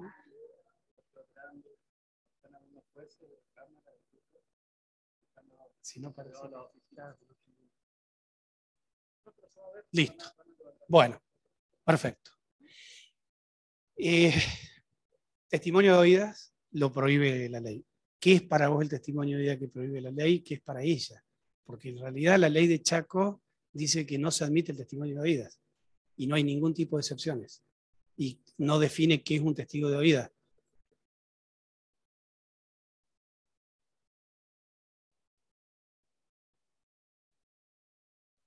Eso es exactamente un testimonio de vida. Y la excepción es que no se admite el testimonio de vida, pero sí se admite el testimonio de vida. No importa, no importa. Vamos, todo, porque como en las reglas de evidencia el testimonio de oídas o la prueba de referencia está perfectamente establecida. Las manifestaciones formuladas fuera del tribunal con la finalidad de probar o el aspecto sustantivo o lo sustancial del derecho. Sí, ahí. El ASI, concretamente. Pará, pero vamos, si querés te digo el ASI. Pero tratemos de ir pensándolo junto con lo que es prejuicio indebido y con algunos equívocos. No, está bien, porque es un caso muy particular, un delito muy particular. Vas a ver que va a salir de esto. Se supone que nosotros todo lo tenemos que probar a través de pruebas de testigos directos, ¿no es cierto? Existen algún tipo de excepciones. Les estaba comentando al principio, algunos que sostienen que la prueba indirecta también es admisible porque apoya la credibilidad de un testigo. ¿Y dónde está quien había hablado del prejuicio? Se fue. ¿Eras vos? No, eras vos. El punto central es que si ese es el criterio, desaparece directamente la regla y entra a jugar una regla que no tenemos prevista, que es la del prejuicio indebido. Cuando nosotros resolvimos en Neuquén y se armó un lío bárbaro con 2 votos contra 1, el prejuicio indebido quedó casi reducido a lo que son fotografías. Hemos tenido alguna otra decisión vinculada con prejuicio indebido. Eso que vos, y ahora vamos a ir a la CI y vamos a ir a eso que vos estabas señalando, de información que viene de otro caso, en algunos casos podría ser información sumamente prejuiciosa. Ahora, hay una cantidad de información prejuiciosa. Nosotros cuando hacemos un juicio por jurado y tenemos a 4 imputados, uno no declara y el otro sí declara y le echa la culpa al coimputado, y no tenemos derecho a contraexaminar, ¿No les parece a ustedes que quien se está defendiendo, sin posibilidad de repregunta, no esté introduciendo información que podría ser sumamente prejuicioso y poco fiable? Ahí tenés un ejemplo de prejuicio indebido y el problema de la unión o la separación de juicios de acuerdo con este tipo de cosas. Por eso, cuando hablamos de prejuicio indebido, estamos hablando de una ecuación que el juez y el litigante, más que el juez, tiene que explicar y el juez evaluar, que es capacidad probatoria de una evidencia, ¿sí? Y posible prejuicio indebido de esa prueba. Si la capacidad probatoria es superior al prejuicio indebido, la prueba es admisible, de lo contrario no. Un caso de Neuquén fue fotografías, por ejemplo. Se pretendía que se introdujeran 50 fotografías de un caso que era de infanticidio. Perfecto. Era el bebé muerto, la placenta, todo un recorrido que había hecho la madre de la pobre criatura, y la fiscalía pretendía introducir esta información. Entonces la pregunta es, ¿esa prueba debe ser admisible? ¿Es relevante para la decisión del caso? ¿O el prejuicio indebido que puede introducir es superior a la vocación o la capacidad probatoria? ¿Alguien tiene una respuesta? No pueden tener una respuesta, porque no saben qué quiere probar. Entonces, y a través de...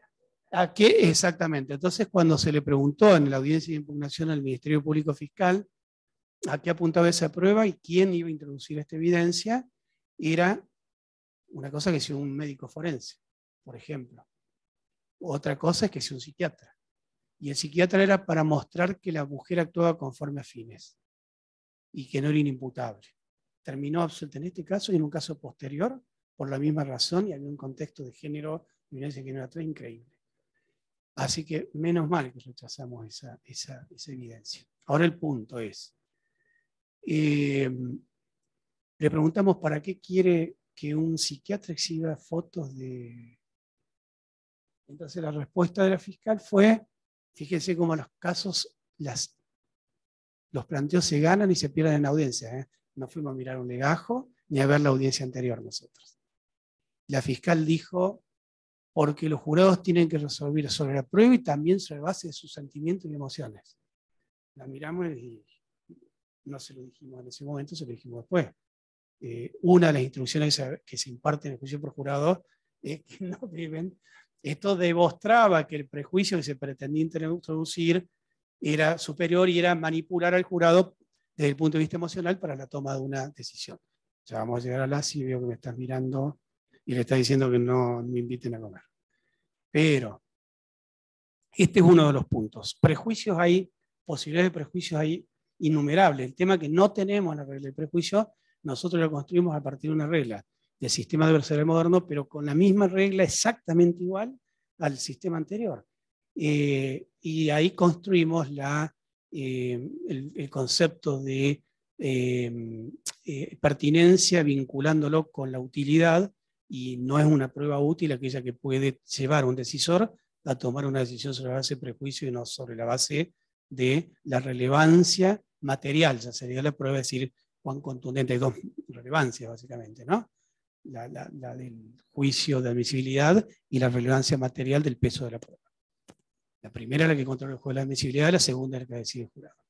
Eso podría ser uno de los aspectos. Ahora, si yo traigo un testigo que no presenció el hecho, que, vamos al caso más sencillo, víctima de un delito, a quien tenemos sentada en el tribunal y esta persona les contó a ustedes dos que le había sucedido. Entonces te propongo a vos como testigo, víctima, y las propongo a ustedes dos como testigos. Y dirían algunos, es apoyo de la credibilidad. Si es verdad, Schum, Anderson y Twining hablan del apoyo de la credibilidad, pero ellos hablan desde el punto de vista, al menos en ese capítulo, del peso de la prueba. Pero eso no significa, porque se han olvidado que hay otra regla de evidencia que ellos mismos trabajan, 403, la regla de evidencia de federales de Estados Unidos, que hablan del prejuicio.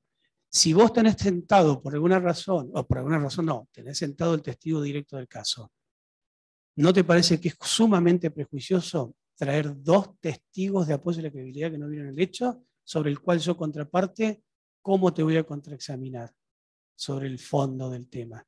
Entonces, ahí no tenemos un problema de sobreabundancia de pruebas, sino que tenemos un problema de relevancia de prueba y de prueba de referencia. Ahora, finalmente vamos a llegar al ASI, pero no sé si hay más tiempo. No, porque está. Este es el tema tuyo. Este es el tema tuyo. No pasa nada. Te voy a contestar tu pregunta. ¿Cuál es el punto central acá? Vos tenés normalmente los abusos sexuales, ¿qué es lo que se discute? Respecto de la credibilidad de la víctima. ¿Se equivocó? ¿Percibió mal? ¿Es otra persona? ¿Está mintiendo? El problema es que cuando está mintiendo, si yo, contraparte, litigante de la parte contraria, estoy cuestionando tu credibilidad, no es indebida introducción de prejuicio que yo acepte el apoyo a la credibilidad de tu testimonio, víctima de abuso sexual, encima un niño, que también podrían tener y podríamos construir reglas específicas respecto de ese tema, y que venga a hablar de esto la madre, el tío y el primer médico que atiende al chico o a la chica en el hospital.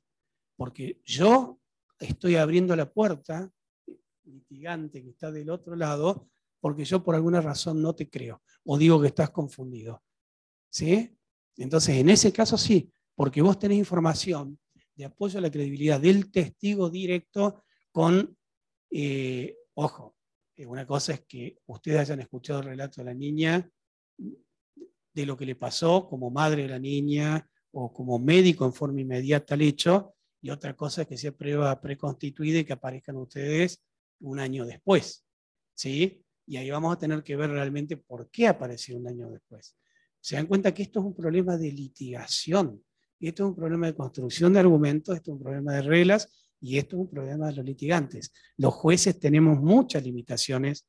Bueno, a esa discusión tenemos que llevar, obviamente, eso sí lo podemos hacer, a los litigantes en esta audiencia. Todavía no pasó, pero el día que aparezca una vez litigante del otro lado y me plantee que la excepción contemplada en el artículo 63 de la ley de juicio por jurado no contempla justamente el supuesto que estamos señalando ahora, señalado usted recientemente, porque dice, por excepción podrá admitirse un testimonio de oídas cuando el testigo declare sobre dichos del propio acusado vinculados al hecho o cuando su propósito sea confrontar las declaraciones de un testigo directo que declaró previamente en el juicio. Eso es otra cosa. Eso es otra cosa. Eso es otra cosa. No, pero además otra cosa. No, hagamos preguntas de ser más prácticos. Yo les propongo venir con Martín, incluso, con Martín Sabel, que me propuso el otro día que hiciéramos un taller mucho más práctico y que hagamos algo de admisibilidad, objeciones en juicio y reservas de instrucciones, reservas de impugnación, forma de plantear las cosas y presentación de argumentos en un tribunal de apelación.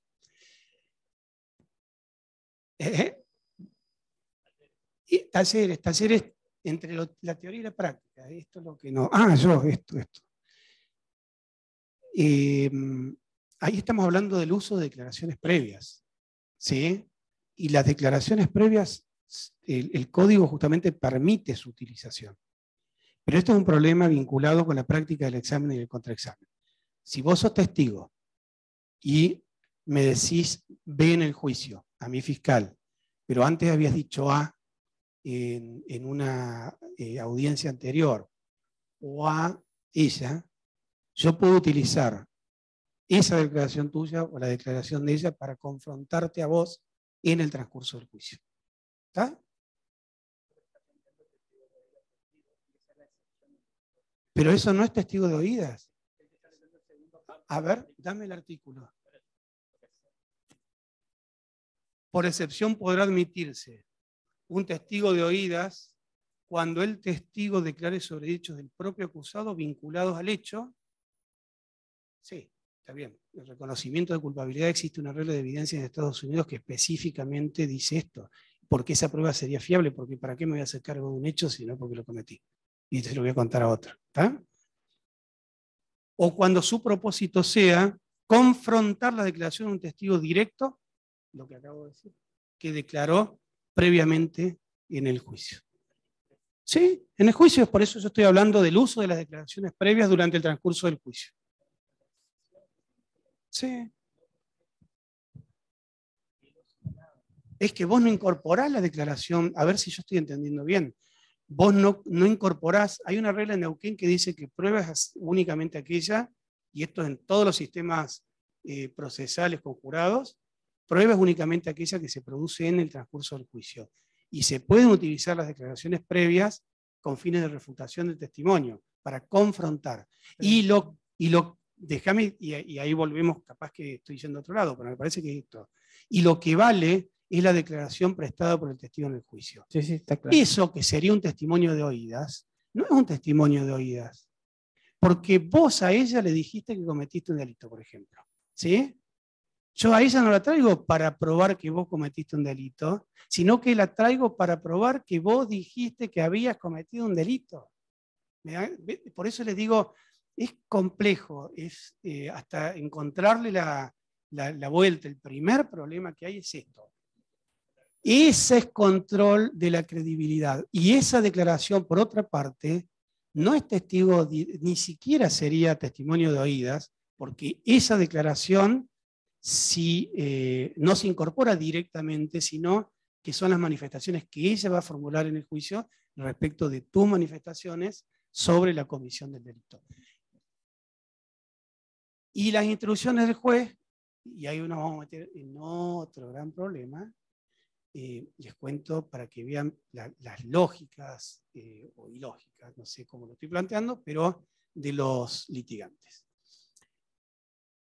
También, instruyen al jurado diciéndole que eran 4 imputados, que tenían derecho a no prestarse a informes psicológicos, a exámenes psicológicos, y que ello no indica presunción alguna en su contra.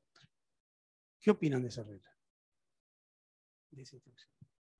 No sé, yo tuve que empezar a indagar un poquito por qué, porque me interesó, porque digo, esto es una instrucción de derechos, si están instruyendo de esta forma sobre más bien cuestiones de hecho casi que de derecho, porque alguien introdujo un hecho, es decir, alguien no se encargó de que si esa información era prejuiciosa no ingresara, ¿sí? Y si esa prueba no tenía validez directamente no ingresara al juicio. Resultó ser que habían 4 imputados, él se sometió al test psicológico, excepcionalmente le salió bien, no, le salió excepcionalmente bien, le salió bien, y los otros 3 imputados dijeron que no. Vino a declarar el psicólogo, entonces el fiscal le preguntó sobre él, dijo, sí, maravilloso, yo efectivamente sí entrevisté a los 4 imputados, él se prestó, los 3 restantes no se prestaron a... Bueno, esa información que se introdujo nunca debió introducirse. ¿Sí? ¿Qué falló? La admisibilidad. ¿Quién falló? El fiscal, el defensor. ¿Por qué falla el defensor? Porque el defensor en esa admisibilidad tiene que decir, porque tiene que estar muy atento a estas cosas. Va a venir, no tengo problema que venga a declarar este testigo, o no, no sé, no importa, respecto de él. Ahora yo le voy a pedir que el testigo no hable sobre pero no solamente porque después están los fiscales tramposos. No hay fiscales tramposos, ¿no es cierto? En ningún lado. Que le dice, che, con los policías, yo no te puedo hacer algunas preguntas vinculadas con el examen que se negaron a hacer, pero cuando empieces a hablar, comentalo. Entonces, el litigante se tiene que adelantar a esta avivada y decirle al juez, y además le voy a pedir que instruya al fiscal para que instruya a sus testigos que no puede emitir una sola palabra. Formular las pertinentes reservas, porque se va a introducir información prejuiciosa y es responsabilidad. Si el juicio se cae porque esa prueba, supongan que sea prueba dirimente, que haya llevado a confusión al jurado, ustedes ya tienen una llavecita como litigantes para la impugnación de la decisión. ¿Sí? Pero, perdón, Ahora volvemos, si quieren, o después lo discutimos, pero no importa discutir el artículo. Sí, ahora volvemos, si quieren, o lo discutimos.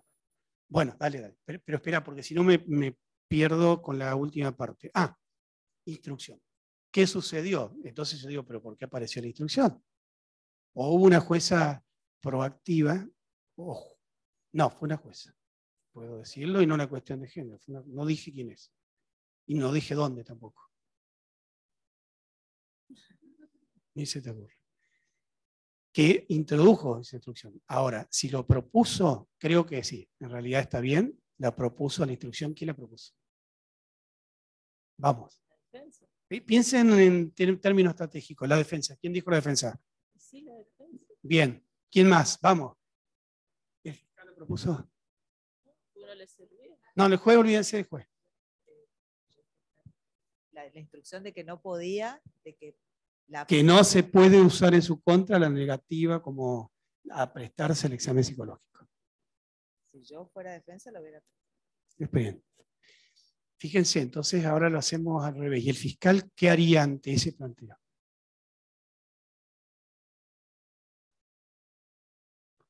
Se opone. Es exactamente lo que sucedió en el juicio. Esto lo trabajamos en la facultad con los chicos y decían exactamente lo mismo, así que no le voy a decir lo que pienso yo porque seguramente estoy equivocado, porque siempre es al revés. Pero sin embargo, no, esto encierra en el fondo una trampa y una cuestión estratégica. Eso que muy livianamente dijo un psicólogo, capaz que pasó inadvertido para el jurado. E introducir una instrucción saneadora vinculado con esto puede ser muy perjudicial porque está remarcando precisamente al jurado y le está diciendo que no, y el jurado inmediatamente se podría preguntar qué esconde esta gente que se negó. Y el fiscal, si yo fuese fiscal, le diría, pero por supuesto que acompaño el pedido de la defensa. ¿Qué mejor? Ahí está, pero por eso desde dónde se mira. Se dan cuenta por eso, es cómo lo miramos. El juez lo va a mirar, todo lo tiene que mirar desde el punto de vista del derecho aplicable y los litigantes lo van a ver desde el punto de vista persuasivo. Y yo litigante, si viene un hecho o un dato introducido durante el transcurso del debate puede ser muy perjudicial, quizás la instrucción saneadora es más perjudicial todavía. Creo que el momento en que más se nos filtran, vamos a decir, los perjuicios indebidos es el momento de los alegatos. Y digo se filtran porque si bien uno puede discutirlo, hacer las recomendaciones durante la preliminar antes de comenzar el juicio, las partes tienen tendencia a no objetarlo a los alegatos para cierta fluidez del juicio, respeto, profesional, lo que fuere. Está muy bien lo que está, sí, perfecto. Me apuro por una cuestión de tiempo. Esto que estás diciendo, primero, la objeción de alegato es factible, es posible, pero también es un problema, por el mismo motivo que les estoy diciendo. Lo que tiene que haber es, si hay algo que se excluyó como prueba y el fiscal se quiere hacer el vivo o el defensor y lo hacen, uno juez le tiene a pedido, porque esto, a ver, el juez no sabe lo que pueden hacer en general. Podés adivinar algunas cosas y lo podés hacer, pero esta es la actividad de las partes, ¿sí? Y el litigante podría decirle que le imponga a la parte contraria que no hable de este punto. ¿Está? Y si lo hace, se puede caer un juicio, y el juicio se cae por responsabilidad de ese litigante. ¿No han visto ustedes series de Estados Unidos que dice cuidado a dónde va? Y usted va a pagar porque alguien tiene que pagarle el juicio, la nulidad de ese juicio.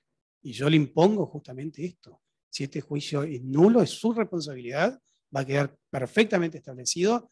Vos estás filmando esta audiencia, va a quedar sumamente claro y contra eso se va a animar un fiscal. Pero fíjense las tareas, qué tareas importantes que tenemos los jueces que van más allá de controlar lo mal que están haciendo los litigantes a veces las cosas. Hay que hacerlo, estamos de acuerdo. Pero hay límites. Decime a ver el artículo.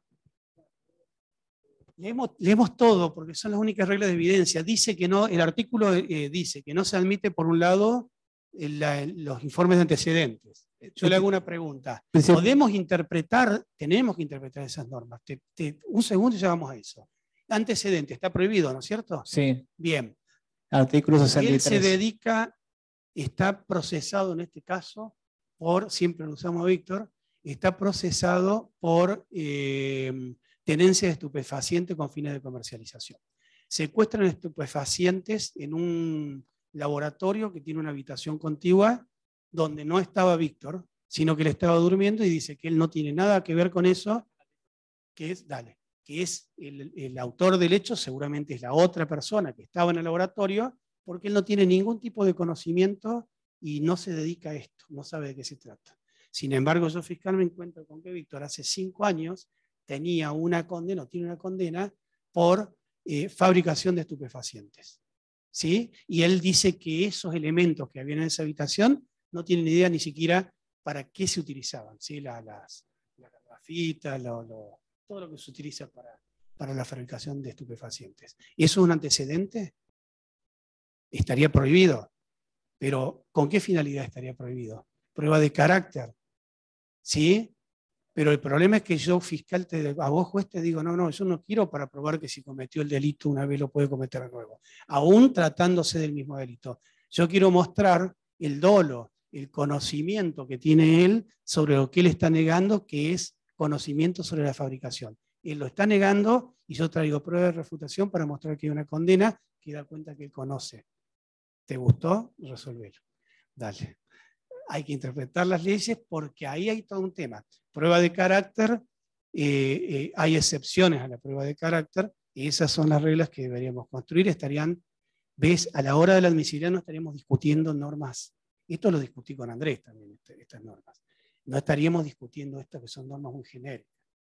Dale. Dice, por excepción podrá admitirse un testimonio de oídas cuando el testigo declare sobre hechos dichos del propio acusado, vinculados al hecho, o cuando su propósito sea confrontar las declaraciones de un testigo directo que declaró previamente en el juicio. Sí. Al final, en el último párrafo, dice, en este último caso, el juez... Uy, se me corrió.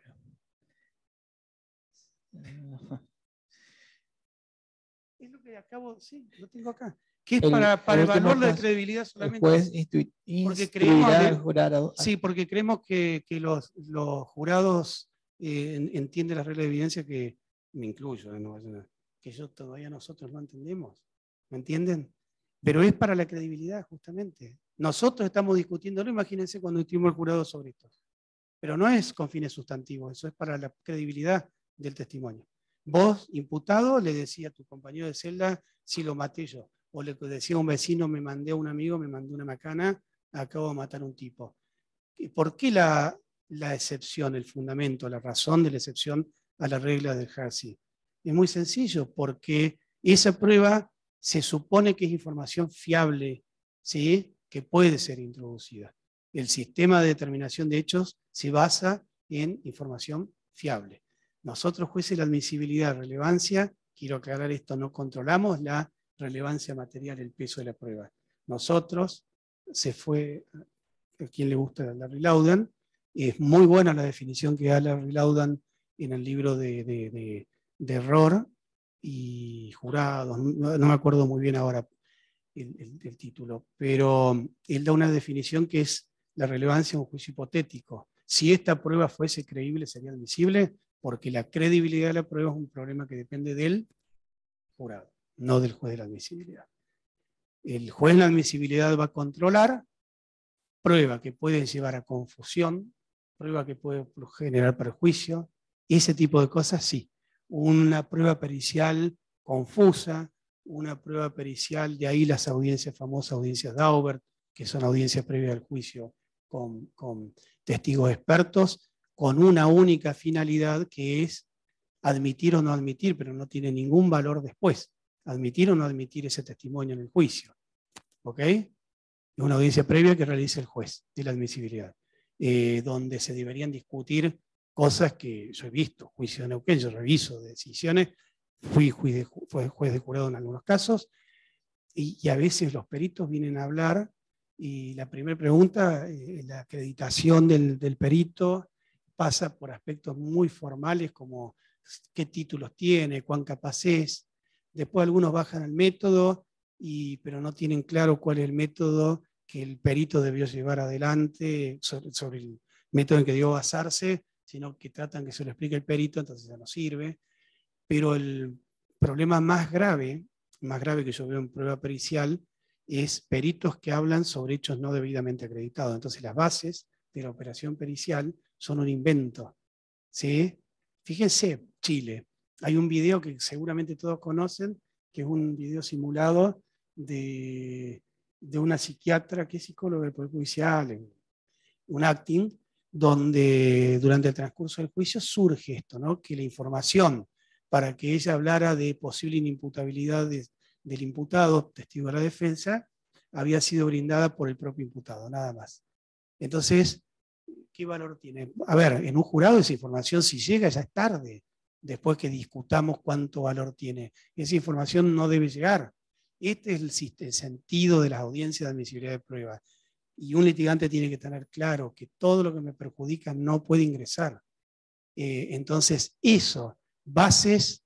Ahora, yo litigante, yo juez, aún viendo el legajo, si el fiscal hizo una mala investigación, qué sé yo de dónde sacó la información. Y hay casos en los cuales un perito, por excepción, puede utilizar datos que no están debidamente acreditados en un expediente. Ahora, esto tiene que ver con otras reglas, que es el deber de develamiento o no, según cómo se construye una regla, de los datos a partir de los cuales realizó la pericia. O dejás esto librado directamente al libre ejercicio del examen y el contra, no sé en el momento en nuestro país, ¿no? Porque tenemos problemas más básicos, pero le dejás librado el libre examen y el contraexamen. Si yo, litigante, quiero saber esto, de dónde, cuáles son las bases de la pericia, te puedo contraexaminar el juicio. Pero ahí volvemos al problema del prejuicio. Si las bases son tan malas y es un invento del perito, estás introduciendo información muy prejuiciosa que puede confundir al jurado. Entonces, reglas, argumentación y admisibilidad. El sistema de jurados no es, como dice Jordi, no es 12 ciudadanos tomando decisiones, es un error. Es un sistema. Y el sistema se compone de reglas. Reglas que son, por ejemplo, instrucciones del jurado. Las instrucciones del jurado no son instrucciones abstractas sobre dogmática penal. Sí explican el derecho aplicable en el caso concreto. Pero esas instrucciones no están solas para que el jurado pase a deliberar. Los jurados escucharon previamente una cantidad de evidencias con examen y contra de las partes, ¿sí? Y además los litigantes hablaron aún sobre las instrucciones, porque las instrucciones son su teoría del caso, aunque después dejan que las hagan los jueces. Esto está pasando en Neuquén, para que no vayan a creer que en Neuquén no pasan cosas raras también. Entonces, todo es un sistema, y un buen determinador de hechos no es mejor el juez técnico o el jurado, sino cuán buen sistema, cuán bueno es el sistema de formación de la prueba para que esos 12 jurados, con argumentos persuasivos de los litigantes, puedan tomar una decisión. Es mucho más abarcativo, ¿no? Bueno, no sé cómo estamos con los tiempos. ¿Es tuyo? Sí. Están agobiados, me imagino, cansados. Sí, a ver la gente, ¿a dónde me ven a mí? Ah, ya. Hola, ¿la gente del interior alguna pregunta? Gladys, Grande, Lauter, Andrea.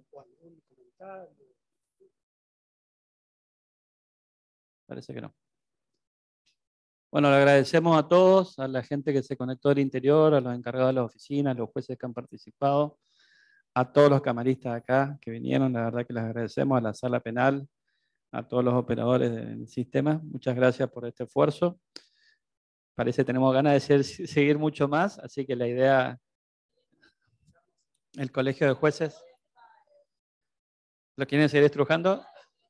No, a ver, Fernando, aparte que de un amigo, es una persona que está disponible para todos nosotros, así que podemos comunicarnos las veces que crean necesario. Ahí Cecilia dice que podemos ir a ver la experiencia de Neuquén. Tienen un edificio fabuloso. Las dos cosas, las dos cosas.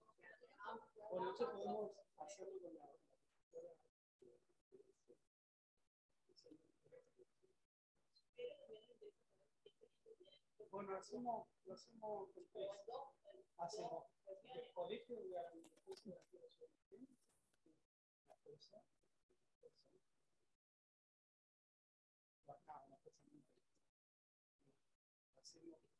estoy yo por el Tribunal de Impugnación y lo hacemos con la directora provincial de coordinación del... Armamos una si no va a ser presencial, una virtual con él. Dale. Y yo el año que viene con todo gusto vengo. ¿No era un viaje a Neuquén? Porque hay que hacer, a mí me parece que lo que hay que hacer son cosas más prácticas y presenciales, ¿no?